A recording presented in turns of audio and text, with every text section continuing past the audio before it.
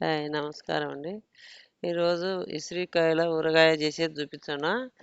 దానికి కారం, ఆవాలు, ఆవపిండి, మెంతిపిండి, జీలకర్ర, పసుపు, కారం పొడి, ఉప్పు అన్నీ వేసుకొని తెల్లవాయలు 2 గడ్డలు తెల్లవాయలు ఒలిచిపెట్టుకొని ఇవన్నీ చేసి బాగా ఆడపెట్టుకోవాలి. అన్నీ పెట్టుకొని పొ- ఉమ్, పొయ్యి మీద గోళం పెట్టుకొని గోళంలో ఆయిల్ పోసి బాగా వేడెక్కినాక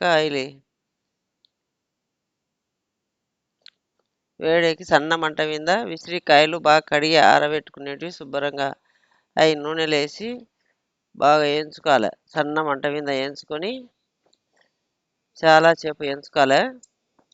ఇది ఒకటే పని, ఎక్కువ వేయించుకోవడము కొదమది ఏమి ఉండదు. సన్న మంట మీద బాగా ఎర్రగా వేగాలి. చికెన్ ముక్కలు వేగినట్టు ఎర్రగా వేగాలి. బాగా కలిపెట్టుకుంటానే ఉండాలి సన్న మంట మీద.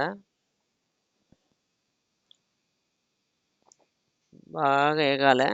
వేగేంత వరకు కలబెట్టుకుంటున్నారు సన్న మంట పెట్టి. ఎప్పుడు మీకు బాగా వేగినాయి అనిపిస్తాయో అప్పుడు తీసుకోవాలి. ఎర్రగా వేయించుకొని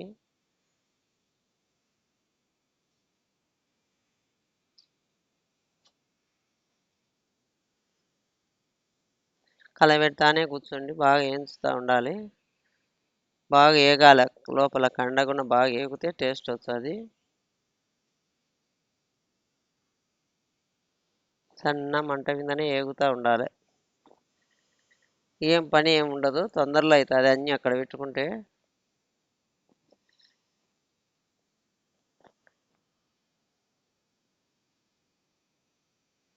దూరగా వస్తున్నాయి. ఇంకా ఎర్రగా వేగాలి.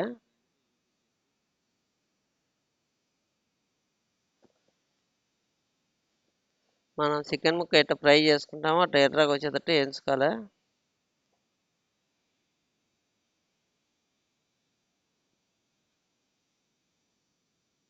ఎంత వేగితే అంత బాగుంటాయి.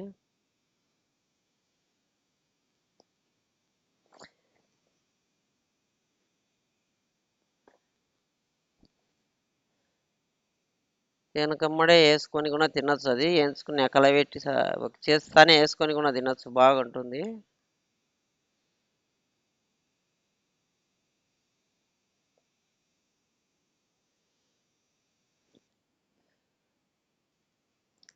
నిమ్మకాయ వేసుకోవచ్చు. కావాలనుకుంటే మీరు చింతపండు ఉడకబెట్టి కూడా వేసుకోవచ్చు దాంట్లో.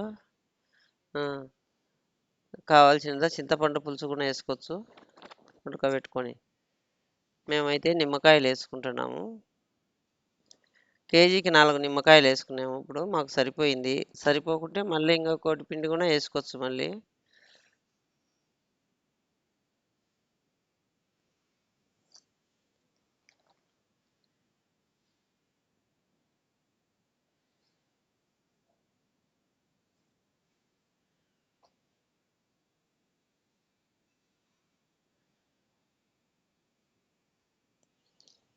ఇప్పుడు బాగా వేగినాయి. ప్లేట్లోకి తీసుకున్నాక కొంచెంసేపు ఆరబెట్టండి. బాగా చల్లారనివ్వండి.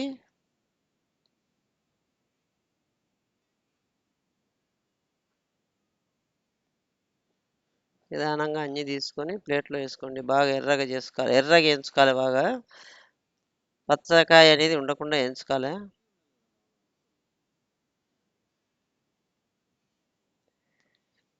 ఈ కొద్దిసేపు చల్లార పెట్టాలి. ఆ చల్లారలోపు అంతా తిరువాత వేసుకో చూడండి.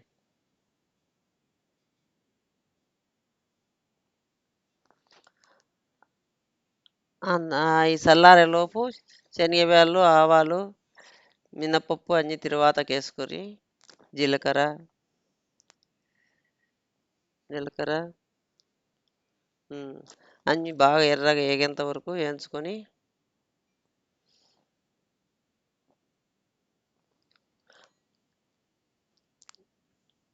జీలకర్ర వేసినాము.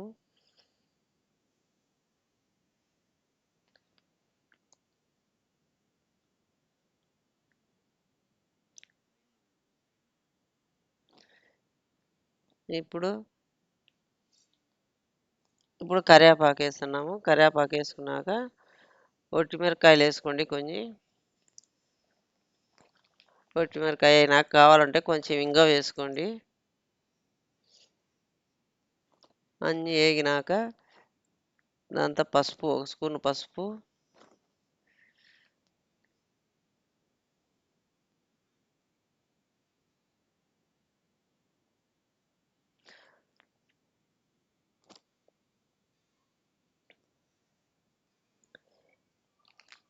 ఒక 2 గడ్డలు తెల్లవాయలు ఒలిచి పెట్టుకొని, వద్దులే. ఉమ్, ఉమ్. ఇప్పుడు తెల్లవాయలు 2 గడ్డలు ఒలిచి పెట్టుకునేటివి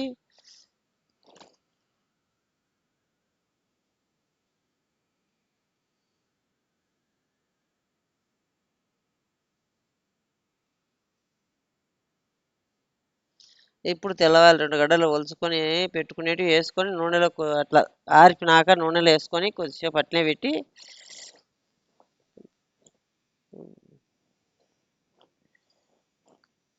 రెండుసేపు ఉడకనిగినాక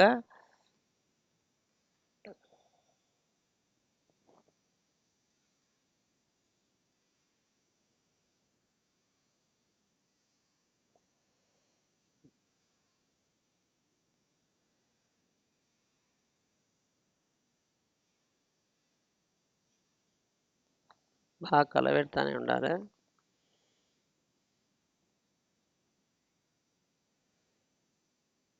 ఇప్పుడు 4 స్పూన్లు ఉప్పు కేజీకి వేసినా సరిపోతుంది. సరిపోకుంటే మళ్ళీ చూసుకొని కొంచెం ఒక స్పూన్ వేసుకోండి.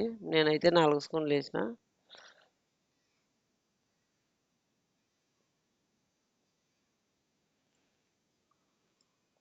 విసిరికాయ బాగా ఉగురుగా ఉంటుంది కాబట్టి కొంచెం ఉప్పు పడుతుంది. ఒక ఒక 4 స్పూన్లు ఆవాల పొడి, 2 స్పూన్లు 4 స్పూన్లు ఆవాల పొడి, మెంతి పొడి, 5-6 స్పూన్లు కారం పొడి పడుతుంది. మీకు తగినంత వేసుకోరు. వేసి కారం పొడి ఆ వేడి నూనెలో కొద్దిసేపు మగ్గనిచ్చి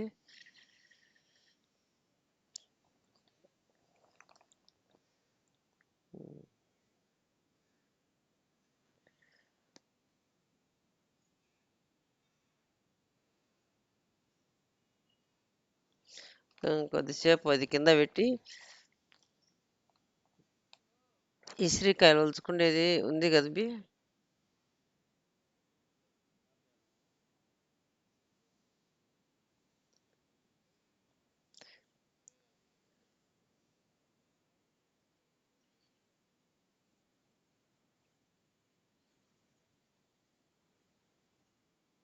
ఈ ఇసిరికాయలున్న విత్తనాలన్నీ మొత్తం తీసేసుకొని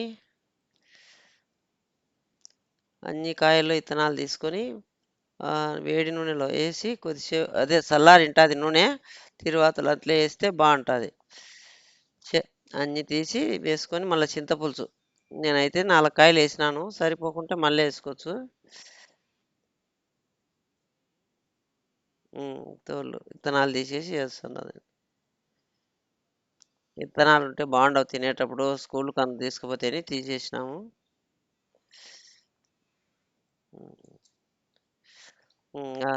ఊరగాయ రెండుసేపు చల్లారితే బాగుంటుంది. అంతా ఉప్పు కారం తెచ్చుకొని వెనకమ్మడి వేసుకొని తినొచ్చు.